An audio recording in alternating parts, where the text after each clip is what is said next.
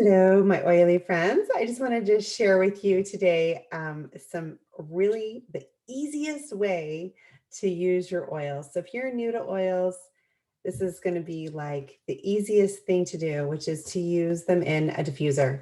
So there's all kinds of different diffusers out there. doTERRA has some. This is one from doTERRA. You can get some on Amazon or at stores. I've seen them all over the place. You do get what you pay for, though. I will warn you that. Usually the higher quality diffusers do last longer, but an average age span of a diffuser is about a year. If you take really good care of it, though, it can last longer. So anyway, so how to use a diffuser and why do you want to use a diffuser?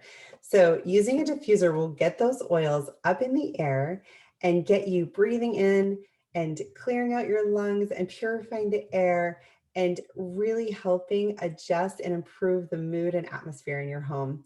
It's a super safe way to use it, whether you're, pregnant or you have little kids or pets. Like diffusing is going to be the safest way to use your oils on anyone and get everybody at the same time, right?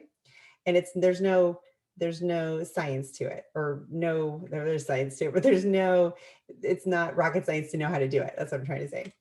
So what you're going to do is just open your diffuser up, and you're going to see at the bottom of your diffuser this a little round disc. That is the most important part of your diffuser. It's the most fragile part, and it's what keeps it running. So you want to take really good care of that little disc. So you're just simply going to place, 5 to 7 drops of oil in most diffusers. If it's a lot more, it'll say so, like on the box or on the directions that came with it.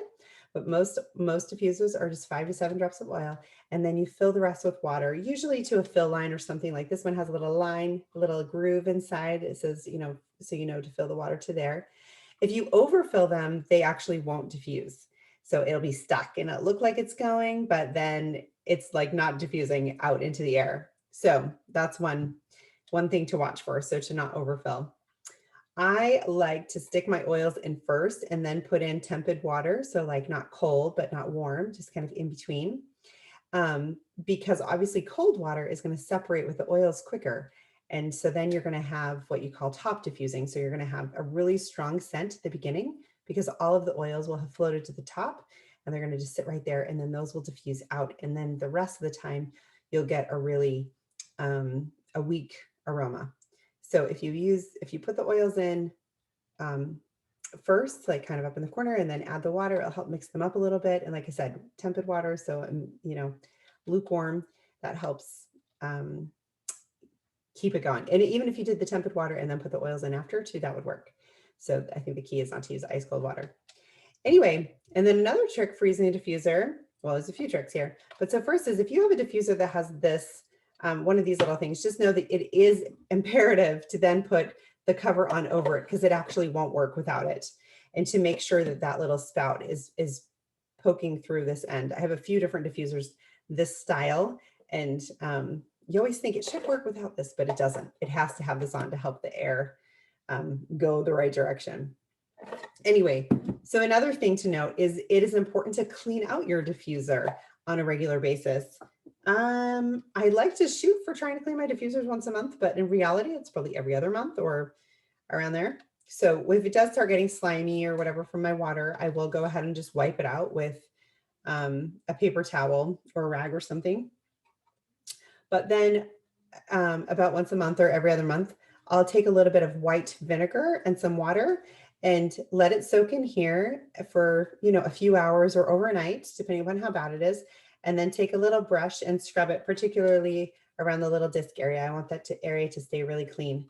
So you can just do a little bit of vinegar, a little bit of white vinegar and add some water. It doesn't have to be like a specific ratio. You could do half and half if you wanted to, whatever.